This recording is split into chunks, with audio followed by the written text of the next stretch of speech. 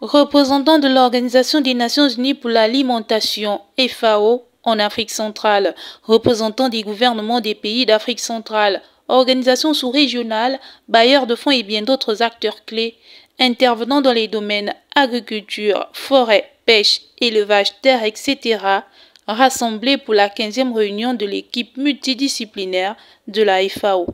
Occasion de mettre à profit les différentes expertises techniques en la matière.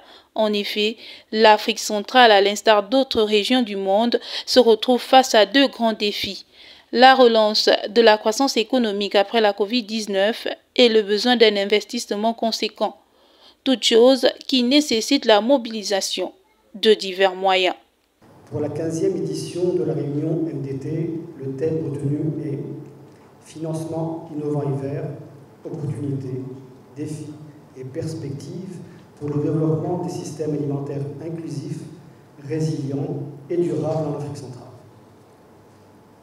Pour fixer le cadre de nos échanges, nous entendons par financement innovant et vert les initiatives qui visent à lever des fonds nouveaux, par exemple le Fonds mondial de l'environnement, FEM ou GEF en anglais, le Fonds vert climat, FVC, ou GCF en anglais, les mécanismes de paiement aux services environnementaux, les accords de conversion de dette, les financements participatifs et tout autre investissement novateur avec des retombées positives sur l'environnement et la société.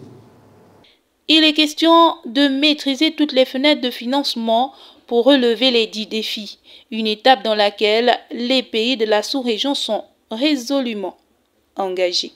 La commission de la communauté va organiser au dernier trimestre de l'année 2023 le sommet extraordinaire des chefs d'État et de gouvernement relatifs à l'environnement, aux forêts, au changement climatique, à la finance climatique et à l'agriculture écologique, conformément aux recommandations prises lors de leur 21e session ordinaire tenue en juillet 2022 à Kinshasa, République démocratique du Congo.